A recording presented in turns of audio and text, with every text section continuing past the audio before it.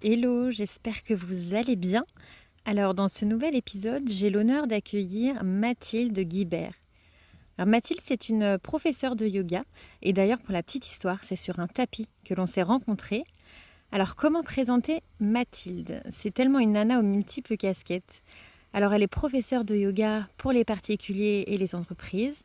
Elle est aussi à la tête d'une entreprise qui organise des séjours bien-être. Et elle est créatrice de contenu aussi sur les réseaux. Bref, pour la résumer en 2 mots, je dirais que c'est une nana passionnée et ambitieuse. Alors, elle n'a pas toujours été professeure de yoga, elle a été pendant des années assistante sociale dans le milieu hospitalier, un rôle qu'elle a adoré endosser jusqu'à la fin. C'est d'ailleurs ce qui lui a valu d'attendre un certain temps avant d'oser se lancer dans sa nouvelle activité. Quitter un métier qu'on n'aime plus, c'est tellement plus simple que de quitter un métier pour lequel on a encore beaucoup d'affection, nous a-t-elle confié. J'en dis pas plus, je vous laisse écouter son histoire qui mêle émotion et humour. Belle écoute. Hello Mathilde, je suis ravie de t'accueillir sur mon podcast pour le tout premier épisode où j'accueille un invité. Comment tu vas? Ça va très bien. Je suis ravie d'être là. Je suis assez touchée d'être ta toute première invitée sur ce très beau podcast. Donc, écoute, ça va très bien. Je suis très contente d'être là avec toi. Bon, super. Est-ce qu'on peut commencer par une petite présentation de toi, nous dire qui tu es? Alors, qui je suis? Donc je m'appelle Mathilde, j'ai 31 encore, 31 ans. J'habite sur Paris, je suis professeure de yoga depuis maintenant 3 ans déjà, ça passe vite. En parallèle, je suis aussi créatrice de contenu sur Instagram et cofondatrice d'une société qui s'appelle Solstice Events. Eh bien, ça en fait des choses. Alors, comme tu le sais, donc mon podcast s'appelle Viens on ose. Et est-ce que tu pourrais nous dire ce que toi, tu as osé faire pour vivre une vie plus épanouie, plus alignée? Alors, ce que j'ai osé faire, alors je pense c'est un enchaînement de plusieurs décisions et de plusieurs choses, bien évidemment, mais dans les grandes lignes, en tout cas, je dirais que j'ai osé sortir du salariat, et même plus que du salariat en tant que tel, je pense que j'ai osé quitter une profession qui me passionnait, et qui m'a passionnée jusqu'à la fin d'ailleurs, mais vraiment, quitter une profession qui me passionnait, avec la certitude d'aller vers une activité qui allait encore plus m'épanouir que l'ancienne, on va dire. Ok, donc tu es passée donc d'assistante sociale à prof de yoga. Exactement, j'ai été assistante sociale pendant presque 10 ans. Un métier que j'ai vraiment pleinement choisi, un métier que j'ai adoré pratiquer, qui était vraiment mon premier amour, ma première passion. Et j'insiste là-dessus parce que c'est parfois peut-être plus simple de quitter une activité dans laquelle Ouais. on ne se sent plus aligné, qui ne nous plaît plus, qui ne nous épanouit plus. Moi, c'était pas mon cas, même si, bon, il y avait des choses qui ne me convenaient plus, mais c'est une profession que j'ai eu du mal à un peu enfin, que j'ai eu un petit peu l'impression d'abandonner, entre guillemets, un peu de quitter le navire. Et je pense que c'est encore plus compliqué quand on aime ce qu'on fait, parce qu'on a peur de regretter, bien sûr. Mais heureusement, ce n'est pas le cas.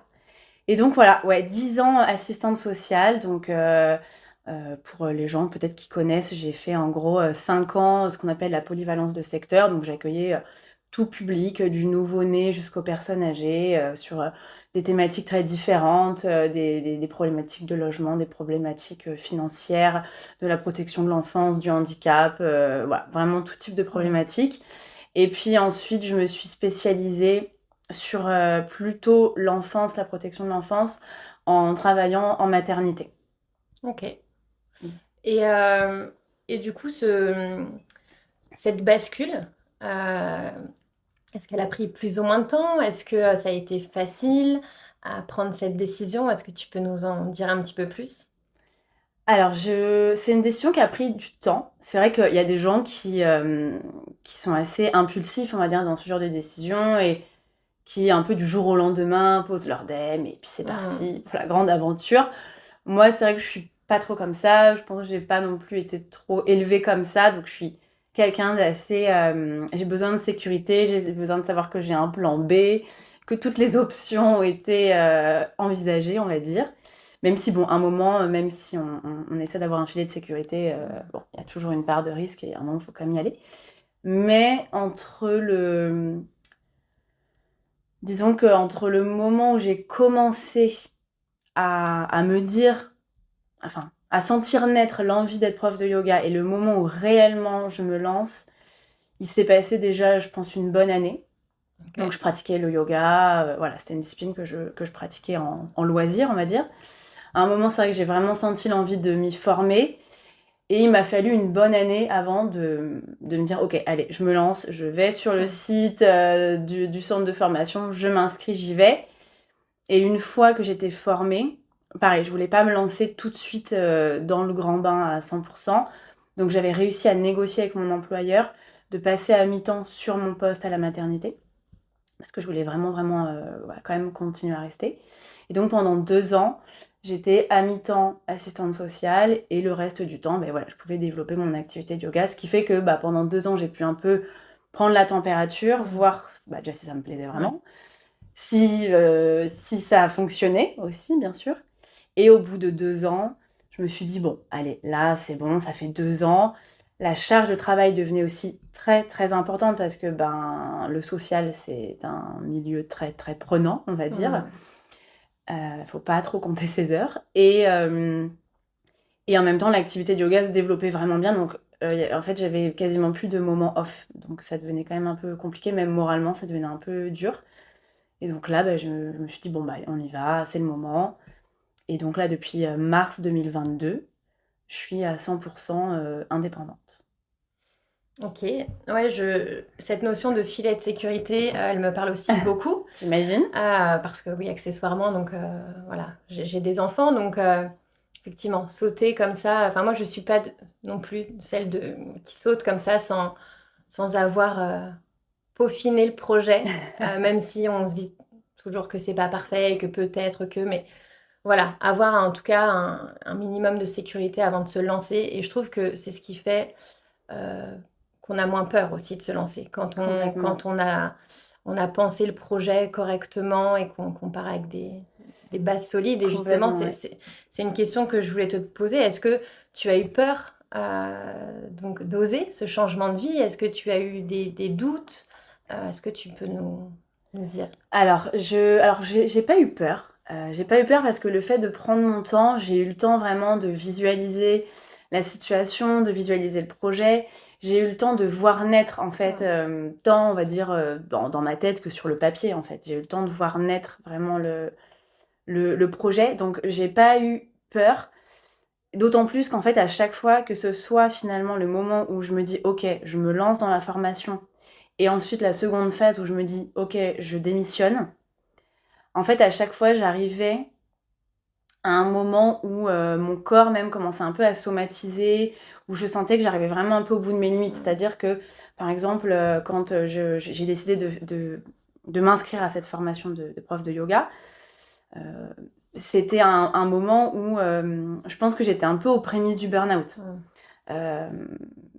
D'ailleurs, rien que d'y penser, c'est vrai que c'est pas forcément des souvenirs très, très agréables, mais je me souviens du médecin qui m'avait fait mon certificat pour aller faire ma formation, et en fait, qui me disait, mais je vais vous arrêter, enfin voilà, faites une pause. Et je lui disais, mais non, c'est bon, il me reste un mois avant de partir, c'est bon, je vais pas me mettre en arrêt un mois avant de déjà repartir un mois, enfin... Mais voilà, j'étais un peu au bout du rouleau, donc en fait, j'étais plutôt dans une sensation un peu de, comment dire, de liberté, ok, je vais pouvoir souffler, je vais pouvoir sortir là de ce quotidien qui m'oppresse un peu. Et ensuite, quand je suis revenue, ma formation, c'était une formation intensive, les 200 heures se faisaient sur un mois à l'étranger. Et quand je suis revenue, donc là, donc j'étais à mi-temps, donc j'avais un rythme qui me convenait davantage, je me sentais mieux. Mais de nouveau, au bout de ces 2 ans, j'ai commencé de nouveau à ressentir les mêmes sensations qu'avant de partir en formation, avec vraiment cette sensation d'être complètement oppressée, pressée comme un citron, de devoir être partout à la fois, et du coup, de finalement pas avoir l'impression de vraiment profiter de tout ce qui se passe, de toutes les opportunités qui se présentent à moi, et en même temps de même pas forcément bien faire mon travail. Et ça, c'est une sensation, enfin voilà, moi je suis quelqu'un d'assez perfectionniste, et quand j'ai cette sensation de faire pour faire, mais pas forcément de bien faire, voilà, c'est qu'il faut, il faut revoir un peu les choses, quoi. Donc finalement, à chaque fois, comme j'étais un peu au bout du rouleau, bah, c'était plus une libération En qu'autre mode chose. survie un peu, enfin tu sentais que... Bah, je sentais qu'en tout cas, à chaque fois, je sentais que ma situation professionnelle avait vraiment un impact sur mon moral, sur bah, du coup ma vie perso aussi forcément, parce que bah, t'es pas, voilà, moralement ça va pas trop, tu râles beaucoup, enfin voilà, et puis bah ouais, des petits, par exemple, du coup, je commençais à avoir très mal au dos, ou alors je me souviens, un symptôme que j'ai eu, enfin ça me faisait, maintenant j'en rigole, mais par exemple, avant de partir en formation, je pense que les 1 ou 2 mois qui ont précédé, je perdais tout le temps ma voix. Mais vraiment, tout le temps, tout le temps, tout le temps. C'est-à-dire que j'avais vraiment l'impression que je n'avais plus jamais ma voix normale. Et voilà, après, on Très peut parlant. voilà, on peut faire des liens, voilà, des liens, on va dire, sur le pourquoi du comment. Et c'est quelque chose qui ne m'est plus jamais arrivé après. Bon, j'ai tendance à perdre facilement ma voix, mais pas autant que là. Là, c'était vraiment criant. Alors, je me souviens, j'avais même été voir un médecin en me disant, mais c'est pas possible, j'ai un souci. Enfin, donc tout ça pour dire que finalement, pas de peur particulière, et plutôt de la sérénité. Ok. Et est-ce que tu as été à un moment donné coachée dans ce parcours-là? Est-ce que tu as ressenti le besoin de te faire accompagner par une tierce personne pour peut-être voilà, savoir dans quelle direction vraiment partir ou pas, je sais pas. Alors oui, je me suis fait coacher à 2 moments. Alors déjà, moi, comment dire, c'est un type d'accompagnement que j'aime beaucoup. Enfin, j'aime beaucoup. Enfin, je trouve que c'est très intéressant de réfléchir sur soi et surtout de partager ça avec une tierce personne qui nous connaît plus ou moins, en tout cas qui est complètement extérieure à notre situation. Je trouve que c'est toujours très intéressant. Et je me suis fait coacher 3 mois juste avant de décider de poser ma démission. Ok. Parce que voilà, j'avais besoin.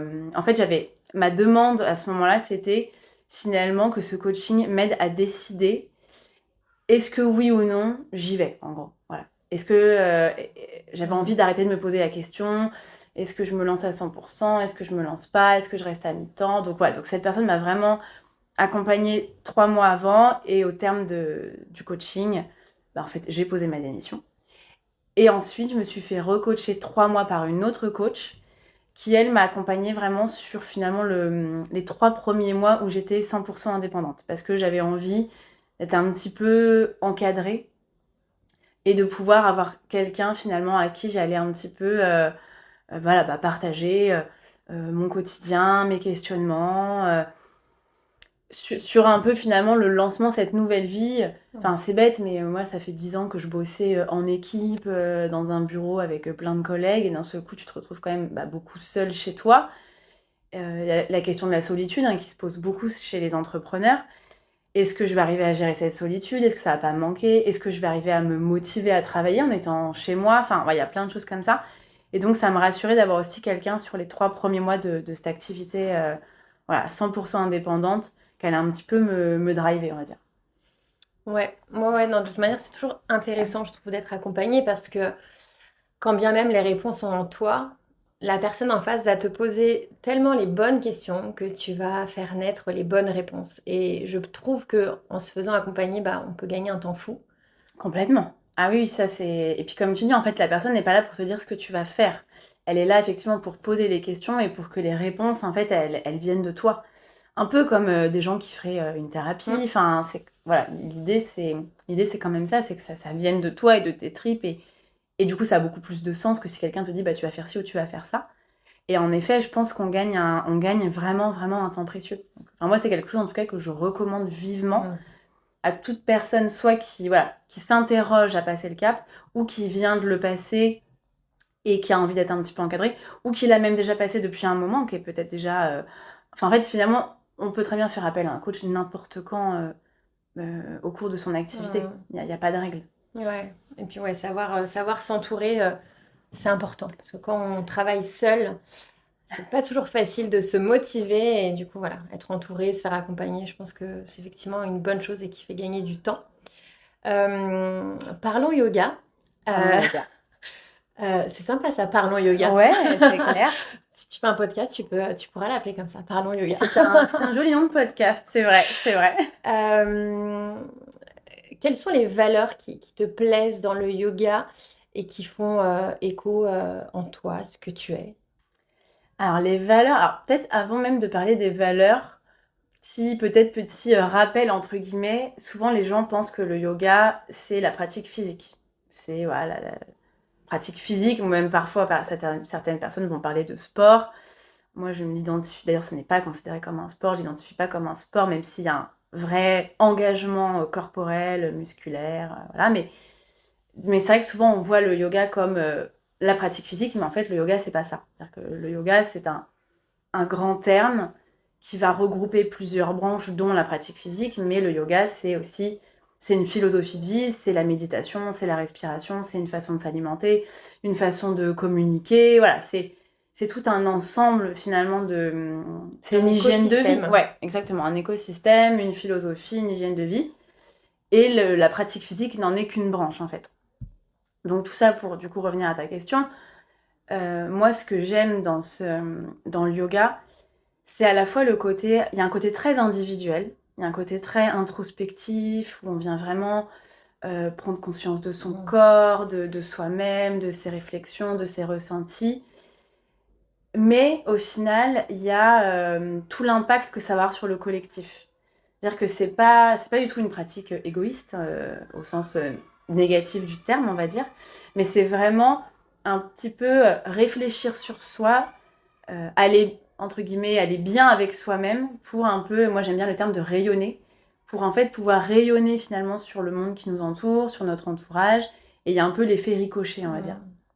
Donc là, ça, c'est quelque chose que je trouve hyper intéressant. Et on le voit, par exemple, en cours de yoga, chacun est sur son tapis. C'est une pratique qui est très individuelle, mais il y a toute une énergie collective, en fait, qui se crée et qui porte tout le monde. Donc ça, je trouve ça déjà très beau et très puissant.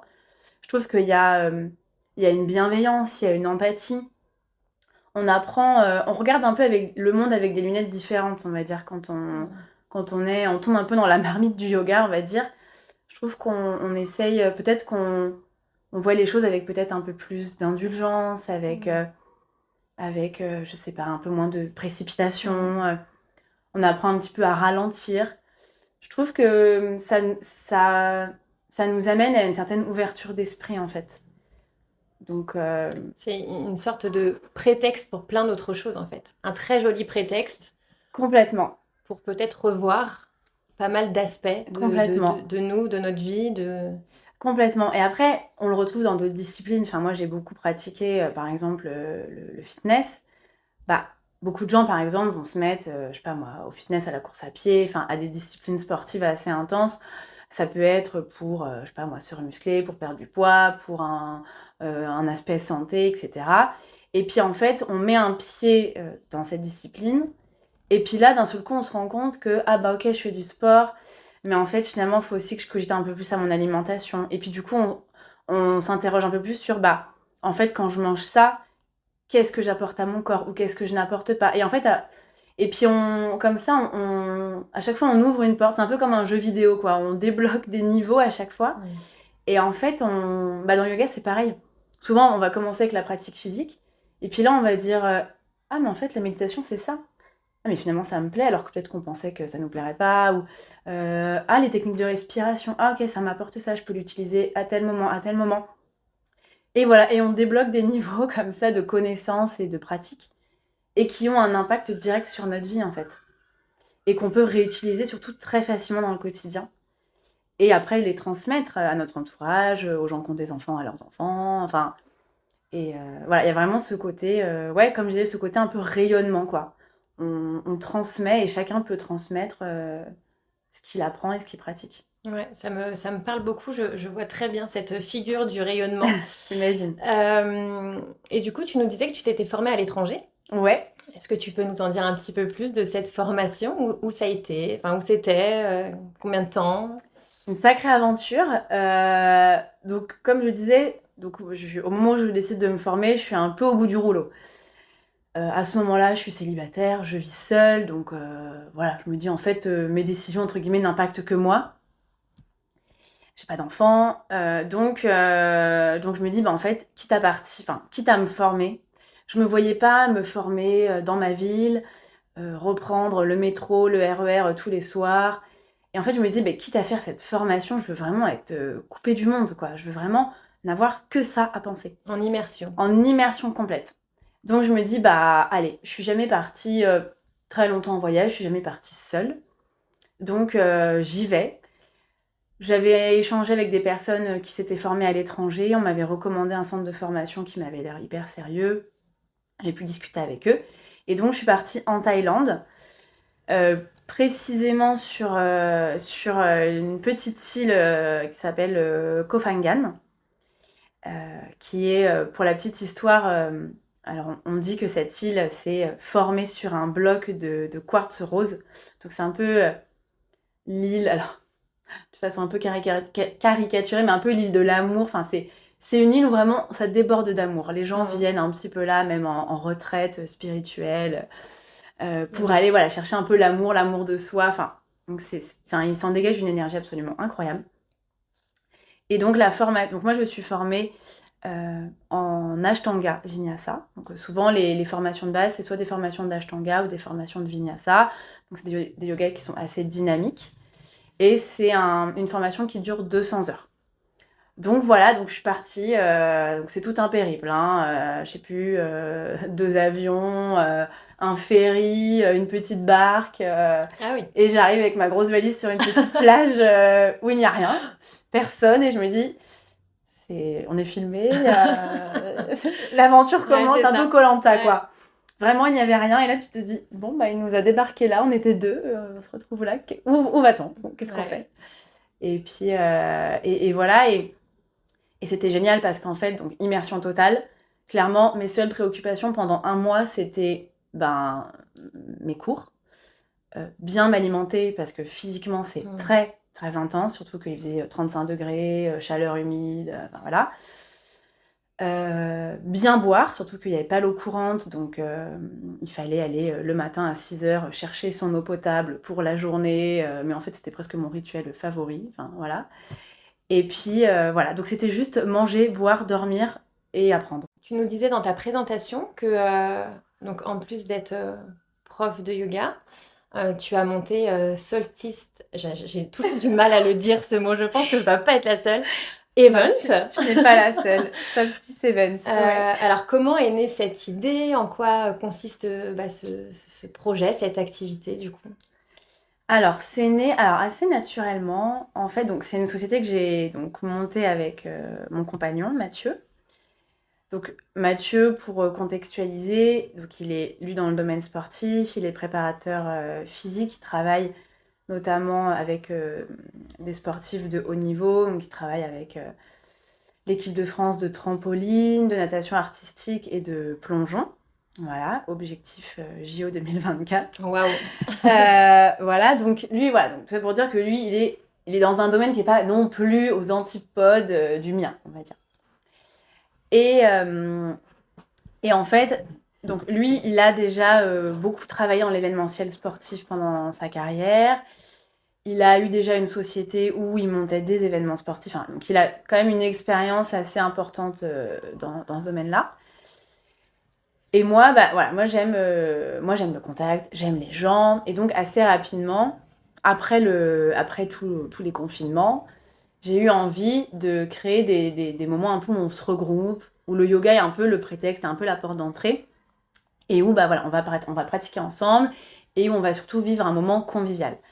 Donc au début, on a fait ça, le tout premier, c'était dans un parc vers chez moi, j'habitais dans les Yvelines, donc c'était un parc au Vésinet, pour ceux qui connaissent. Donc c'était un peu, voilà, un peu système D, quoi, on s'était retrouvés là, et puis on avait ramené de quoi grignoter, des petites douceurs à boire, etc. Enfin bref. Et franchement, ça a été hyper chouette, il y avait des personnes qui s'étaient déplacées de Marne-la-Vallée, enfin, en vrai, Marne-la-Vallée, le Vésinet, c'est pas à côté. Ah, c'est l'opposé, ouais. Voilà. Donc, et je me suis dit, mais waouh, et puis les gens étaient super contents. Et puis on a commencé un peu à réfléchir à ça. Et en fait, bah voilà, c'est un peu de cette première expérience qu'est née l'idée de monter en fait des événements. Alors, nous, ce qui est vraiment important pour nous, c'est que les gens ne viennent pas juste entre guillemets, vraiment entre guillemets, pour consommer entre guillemets un cours et repartir. Parce que par exemple, moi je sais que quand je vais en studio de yoga pour prendre des cours pour moi, en fait mon constat, même si j'adore aller en studio prendre des cours, mais en fait les gens viennent, tu poses ton sac, surtout tu ne fais pas de bruit parce qu'il y a déjà un cours qui se déroule ou juste parce qu'en fait c'est pas un endroit où propice à rigoler, à papoter, etc. Chacun déroule son petit tapis, s'installe, c'est presque un peu mal vu pendant le cours de regarder sa voisine de tapis, tu ne vas bien sûr pas lui parler. Je caricature un peu, mais franchement, c'est quand même pas loin de ça. Et en fait, bah après, à la fin du cours, on roule son petit tapis, on reprend son sac, son manteau, et on s'en va. Et il y a un autre cours qui a démarré, donc en fait, on ne discute pas. Et en fait, bah moi, je me dis, mais en fait, finalement, on est dans un cours collectif, mais en fait, il n'y a pas d'échange. Il n'y a pas de lien social. Et moi, c'est quelque chose qui me dérange. C'est notamment pour ça que, en tout cas, pour le moment, je ne donne pas de cours en studio. Parce que du coup, c'est une approche qui me convient pas trop. Donc nous, en fait, bah, ce qu'on fait, c'est on loue, par exemple, voilà, on privatise des lieux. Alors, on aime bien les lieux un peu atypiques. Donc, une librairie, un barrage de société, des espaces dans des hôtels, des lieux où, finalement, les gens n'iraient peut-être pas, qui ne connaissent pas forcément, où on n'attend pas forcément non plus du yoga ou du sport. Et l'idée, c'est souvent d'avoir une double discipline. Donc, il y a souvent du yoga, on va dire à 98% du temps, il y a du yoga. Il y a une autre activité derrière, alors ça peut être du renfort avec Mathieu, ça peut être, je sais pas moi, un cours de cuisine, on a fait de la dégustation de bière, présentation littéraire, ça peut être de la boxe, un atelier naturopathie, enfin voilà, tout est possible. Et derrière, on prévoit toujours un temps, alors selon l'heure, ça va être un brunch, un goûter, un apéro, un petit-déj, en tout cas un moment où les gens vont se poser, vont discuter, vont créer du lien, et c'est vraiment nous voilà, comme je dis, le yoga, c'est vraiment le prétexte, mais notre cœur, on va dire, de métier, c'est vraiment de créer du lien social. Ouais, et j'ai eu l'occasion de venir à un yoga box. Et comme tu dis, c'est aussi l'occasion de peut-être découvrir une autre discipline. En fait, le yoga, c'est peut-être la porte d'entrée, mais c'est l'occasion de découvrir une autre discipline ou un autre univers ou des petites boutiques de quartier aussi, pour la partie librairie, par exemple. Et effectivement, après, on peut échanger. Ouais, après le yoga box, j'avais fait connaissance avec plusieurs personnes qui étaient là et j'ai trouvé ce moment très très chouette. Bah, merci déjà. Franchement, non, mais ça fait plaisir d'avoir ce retour. Mais nous, voilà, c'est vraiment ça, en fait, qu'on cherche. Pour nous, le moment le plus important, c'est presque ce moment, ce dernier tiers, entre guillemets, de connexion entre les gens. Et d'ailleurs, bah voilà, là où on se dit que finalement, on s'en sort pas trop mal, c'est qu'aujourd'hui, bah, on a beaucoup de gens qui nous disent, bah en fait, moi, ça m'impressionne pas de venir tout seul, de m'inscrire seul, parce que bah déjà, je sais que je ne vais pas rester seule, je vais pas rester dans mon coin, que finalement, je vais retrouver des têtes connues, voir des gens qui ont créé finalement des affinités, même des amitiés. Je sais qu'il y a des gens qui se revoient en dehors, qui maintenant, chaque début de mois, ah bah toi tu vas à quel événement, bah moi je vais là, bah ok moi aussi je viens, enfin il y a des vraies connexions. Et en plus, et ça je m'en rends compte, parce que maintenant ça fait vraiment 1 an qu'on a monté la société, et là au bout d'1 an, le constat que j'ai fait assez récemment et que je trouve absolument génial, c'est que, bon, on va dire que majoritairement, c'est beaucoup de femmes, en gros 30-35 ans. Ça, c'est vraiment la majorité. On a des femmes plus jeunes, des femmes plus âgées, voire vraiment plus âgées. On adore d'ailleurs cette mixité. On a aussi on a quelques hommes. Mais globalement, en tout cas, sur ces personnes-là, bah, en fait, on a tous notre réseau d'amis, notre réseau de collègues. Et en fait, finalement, quand on arrive à 30, 40, même 50 ans, on rencontre de moins en moins de nouvelles personnes. Bon, éventuellement, on a des enfants, on va connecter avec peut-être des parents d'élèves, etc. Mais on rencontre moins facilement de nouvelles personnes que quand on était aux études, par exemple. Et parfois, bah, on se rend compte que finalement, les gens qui nous entourent, ce sont des personnes avec qui on a énormément de liens, d'affect, mais pas toujours finalement des centres d'intérêt communs. Enfin, le yoga, c'est une discipline à laquelle on se met un peu sur le tard. On va rarement commencer à 15-20 ans, on va plutôt commencer à 25, 30, 35, même plus tard. Et en fait, dans notre entourage, on n'a pas forcément beaucoup de gens qui vont avoir une sensibilité à cette discipline. Et finalement, des gens qui vont avoir envie de pratiquer avec nous. Et donc là, en fait, c'est hyper chouette de pouvoir se retrouver à peut-être 35 ans ou 40 ans, à rencontrer des personnes, de nouvelles personnes, qui ont vraiment finalement des atomes crochus hyper forts et des centres d'intérêt hyper forts. Surtout que quand on commence à vraiment, entre guillemets, se mettre au yoga et adhérer vraiment à cette philosophie, ça impacte, comme on l'a dit tout à l'heure, ça impacte un peu toute notre vie. Donc en fait, rencontrer des gens qui sont entre guillemets impactés de la même manière, c'est hyper fort, mais encore faut-il pouvoir les rencontrer. Et ça, et ça en fait, c'est quelque chose que je constate maintenant et je vois des gens qui peut-être ne se seraient jamais connectés dans un autre contexte parce qu'ils ont des vies radicalement différentes, des âges différents, des professions différentes. Mais en fait, le yoga les rapproche. Typiquement, nous, notre rencontre. Absolument. Rappelons-nous que c'est vrai. On s'est rencontrés sur un tapis de yoga lors d'un événement. Complètement. Et donc, c'est clairement ce que tu dis. C'est ça. C'est-à-dire que on s'est rencontrés dans ce contexte-là et on se serait sûrement jamais rencontrés parce qu'en plus, on n'habite pas forcément à côté. Enfin, et finalement, on se découvre et on a des vies qui sont complètement différentes. Mais finalement, on a quand même il y a quand même cette espèce de noyau là qui nous relie et qui fait que ça match. Exactement. Et puis faire des rencontres comme ça à 30, 34, 32, 30, voilà. C'est comme tu dis, c'est assez rare finalement de rencontrer des copines, des amis à cet âge-là. Parce qu'effectivement, tu es déjà très bien installée dans ta vie et du coup, voilà, les événements yoga comme ça ou autres, c'est un petit prétexte aussi pour faire de jolies rencontres. Exactement. Et c'est hyper stimulant, en fait, je trouve, de pouvoir se dire, mais en fait, on peut rencontrer de nouvelles personnes. Voilà, que ce soit des rencontres. Alors, nous, c'est surtout des rencontres amicales plus que sentimentales. Mais encore que, on sait pas. On sait pas. On n'a encore jamais créé de couple. Enfin, pas que je sache, en tout cas. Mais on sait jamais. Donc, c'est surtout des rencontres amicales. Mais en fait, je trouve ça hyper stimulant. Et même moi, en fait, je me lie finalement un peu d'amitié avec certaines personnes que je vois du coup régulièrement et voilà, et vraiment qui sont d'horizons parfois très différents du mien, mais voilà, on a ce point commun, cette philosophie qui nous rapproche en fait, et c'est hyper fort en fait. Carrément. Et donc tu nous as dit tout à l'heure donc que tu étais prof de yoga, tu es chef d'entreprise. Et en plus de ça, tu es créatrice de contenu sur les réseaux, sur Instagram plus particulièrement. Ouais. Et donc, tu as une jolie communauté aujourd'hui, presque 50 000 personnes qui te suivent sur Instagram. Et du coup, moi, ça m'intrigue toujours tu vois, comment tu as réussi à construire cette communauté.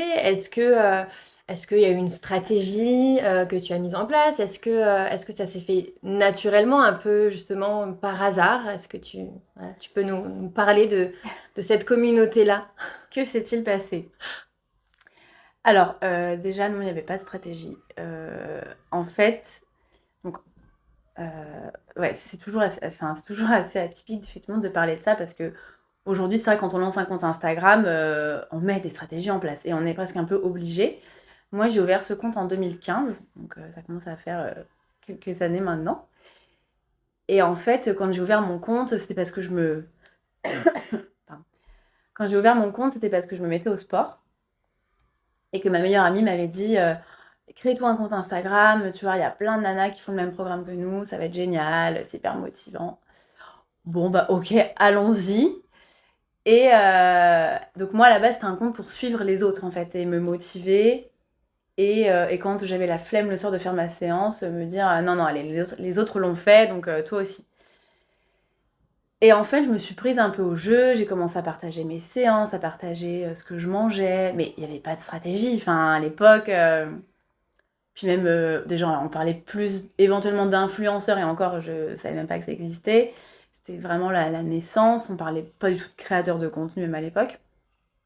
il n'y avait pas de coach Instagram, hein, ça n'existait pas, hein, clairement. Il n'y avait pas des formations incroyables pour savoir utiliser l'application. Ça n'existait pas. Il n'y avait pas besoin, en fait. Et en fait, en partageant, finalement, alors en plus, il n'y avait pas toutes ces histoires d'algorithmes, etc. Et donc, voilà, le nombre de personnes a commencé à monter.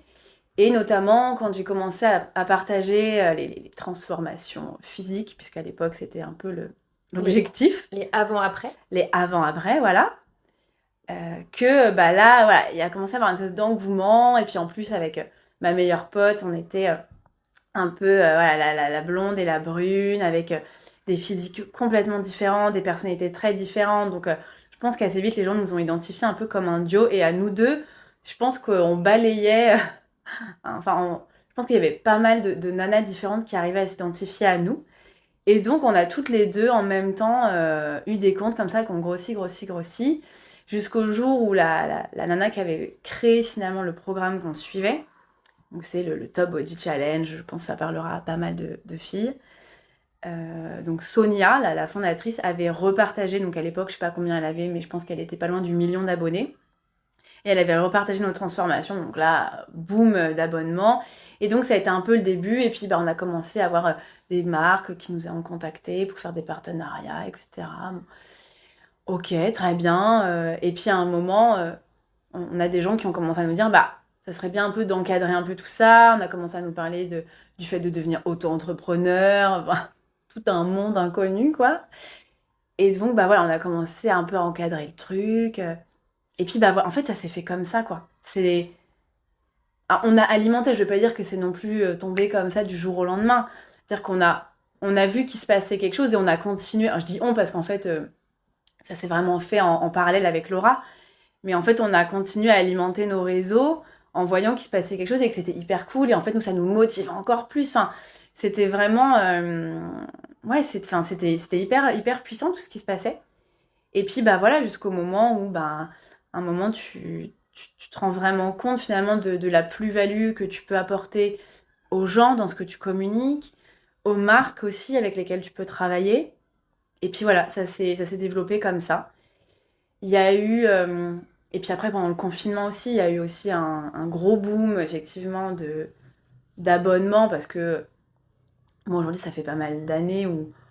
Enfin, je suis plus en progression constante comme j'ai pu l'être il y a pas mal de temps, mais en fait, c'est même pas ce que je recherche parce que, en fait, aujourd'hui, la communauté que j'ai me suffit à m'épanouir, me suffit à transmettre. Enfin, voilà, je suis très heureuse des échanges que j'ai avec ma communauté. Si elle continue de grandir, c'est cool. Si elle reste comme elle est, c'est bien. Si elle diminue, en fait, c'est bien aussi parce que on n'a pas besoin d'avoir des gens qui, en fait, sont pas vraiment intéressés par ce qu'on fait. Enfin, mais voilà, en gros, un peu comment ça s'est passé. C'est fou. C'est fou parce qu'en plus, ouais, tu parles de 2015-2016, donc en fait, c'est pas si loin que ça. Et on voit à quel point les réseaux sociaux ont pris une ampleur de malade dans le jour et la nuit. Dans nos vies, qu'ils soient perso ou pro d'ailleurs. Et ouais, c'est fou. Et donc, ça t'est tombé un petit peu comme ça. Et c'est une très jolie histoire. Ouais, en tout cas, moi, j'aime la façon dont ça s'est passé. Ouais. Et d'ailleurs, alors maintenant, je suis un peu plus à l'aise avec l'idée qu'en effet, il faut être un petit peu plus stratégique, il faut un peu plus cogiter, quoi. C'est un peu moins, on poste comme ça à l'arrache et puis ça fera le taf. Il y a un peu plus de réflexion. Je suis plus à l'aise avec ça, mais je pense que pendant peut-être bien 2 ans, j'étais en résistance totale. Et je pense que c'est aussi pour ça que pendant bien deux bonnes années, mon compte a un peu stagné.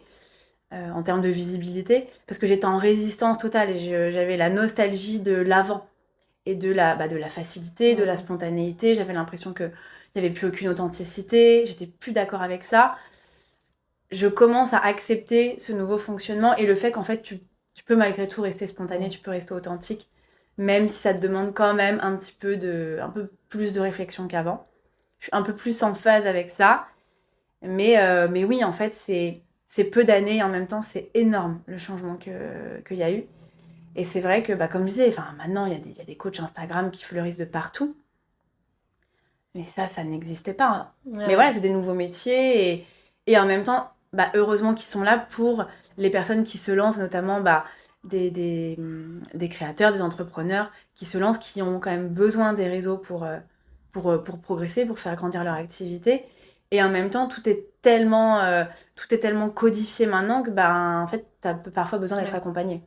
C'est tellement en plus le nerf de la guerre, en fait, la communication et les réseaux. Enfin voilà, c'est devenu un outil de com hyper puissant et on ne peut pas effectivement passer à côté.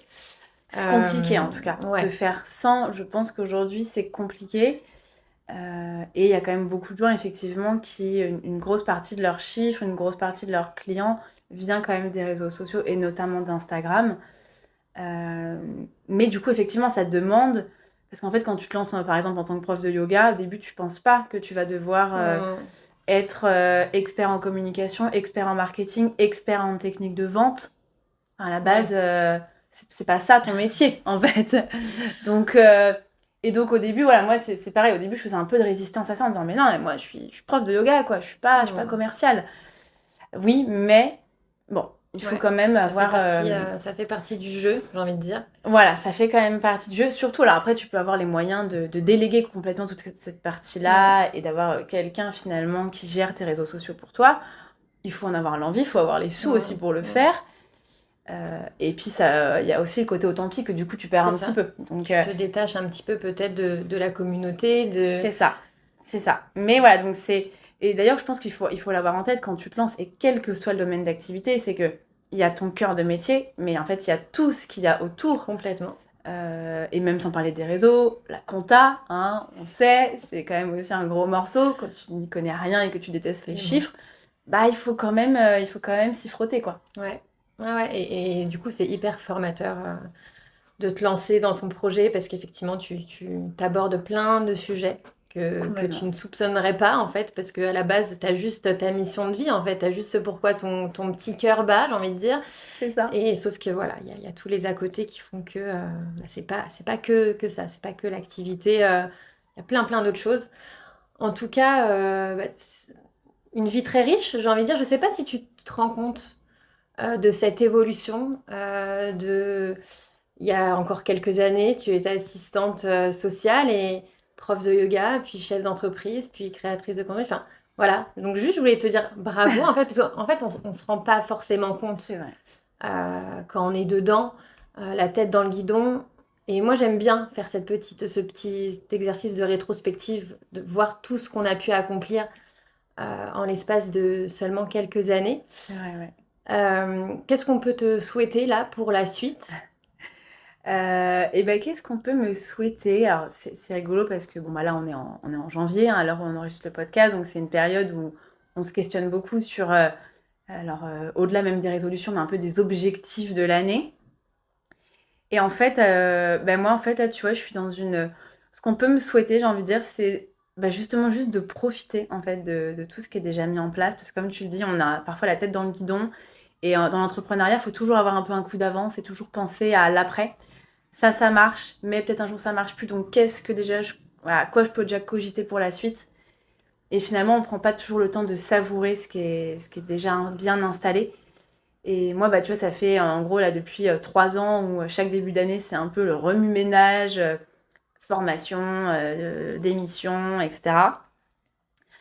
Déménagement, enfin bref, voilà, pas mal de choses sur les 3 dernières années.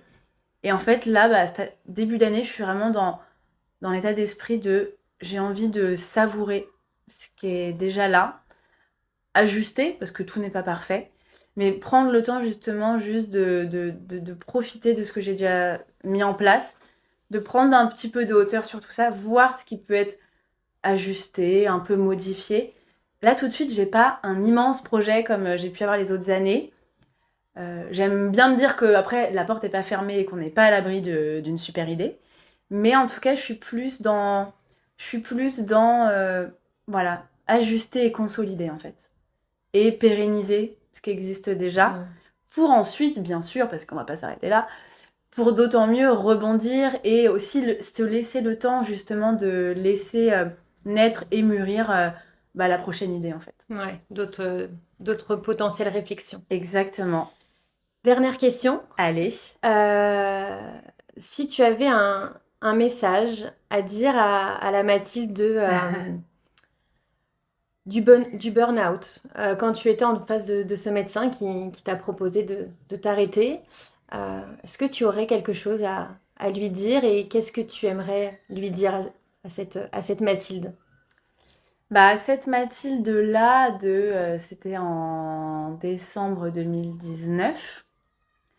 Bah, franchement, j'aurais envie de lui dire bah, bravo, parce que t'as tenu le coup, t'es resté aligné malgré tout, tu t'es écouté, comme je disais, c'est pas facile de quitter un job qui te plaît.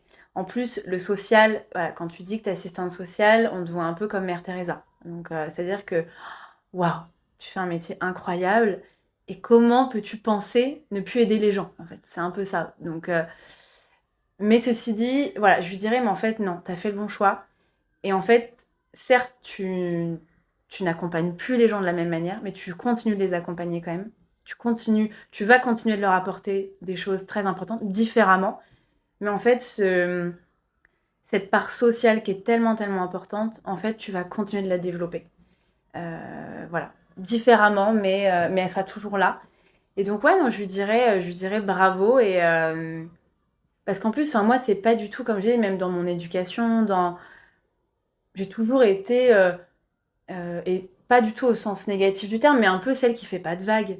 Je suis pas la rebelle de la famille, je suis pas forcément le bout en train, je suis plutôt celle, voilà, qui a toujours passé ses examens du premier coup, qui, entre guillemets, rate jamais rien. J'excelle pas, j'ai jamais été dans l'excellence, mais voilà, je suis celle qui fait son petit bout de chemin sans faire de vagues, quoi. Donc je pense que dans mon entourage, on s'attendait pas trop, en fait, à ce que ce soit moi qui prenne ce virage-là. Donc, bah ouais, je lui dirais tu vois, pour faire un peu boucler la boucle, bravo d'avoir osé, en fait. Parce qu'en fait, la vie est, enfin, a priori, on n'a qu'une vie. Enfin voilà, c'est un En autre tout cas, débat. dans Mais cette en tout cas, incarnation-là, dans cette vie-là, dans cette vie-là, la vie est quand même courte. Et en fait, la vie, elle serait trop fade et trop triste si on n'osait pas, en fait. Et quel que soit le domaine, d'ailleurs. complètement. Et moi, j'aime bien dire que la vie, elle sert à expérimenter. Complètement. C'est Complètement. tout le sens d'une vie. Alors, ça peut être facile à dire, mais voilà, selon moi, effectivement, c'est ça. C'est expérimente, vis, tente, tombe, relève-toi, C'est mais ça. fais quelque chose, quoi. C'est ça. Et ne reste pas statique parce que tu as peur, parce que tu doutes, parce que tout le monde a peur, tout le monde doute, et c'est normal. Ce serait même pas normal de pas avoir peur, de pas douter. C'est clair. Euh, mais ouais. Et même par rapport au doute, tu vois, moi, quand on me dit c'est quoi attends, ton petit mantra, ton petit truc que tu te répètes facilement, moi, il y a vraiment, alors je sais pas si on peut parler vraiment de mantra, mais en tout cas, il y a une petite expression que j'aime répéter constamment, c'est quand il y a un doute, il n'y a pas de doute. Exactement. À partir du moment où commence à s'installer le doute, c'est qu'en fait, tu as déjà un pied, si on parle de la vie professionnelle, quand tu commences à douter de ce que tu es en train de faire, à te dire, est-ce que je serais pas un peu appelée ailleurs, en fait, c'est quand même qu'il y a quelque chose à explorer. Ça veut pas dire qu'on va révolutionner notre quotidien, mais en tout cas, c'est qu'il y a des changements à opérer. Et voilà, quand il y a un doute, en fait, il n'y a pas de doute. En fait, il faut aller explorer, il faut aller expérimenter, comme tu le disais, et voir ce qui va se passer. Mais je pense qu'il il faut pas refouler, en tout cas, ces sensations-là. Complètement d'accord. Merci beaucoup Mathilde pour ce moment. Merci pour ce partage de vie, de ton parcours. Et encore merci d'avoir été la première invitée de ce podcast. Bah, merci à toi pour cet échange qui est passionnant. Enfin, en tout cas, moi que j'ai trouvé passionnant, j'espère que tes auditeurs et auditrices voilà, auront le même ressenti. En tout cas, c'est hyper agréable. Et c'est toujours très intéressant de prendre un petit peu de recul, justement. Enfin, je sais que là, on va couper le micro et que je suis pleine d'ondes positives pour la suite de ma journée, quoi. Donc, Et bah trop merci chouette. beaucoup. Merci.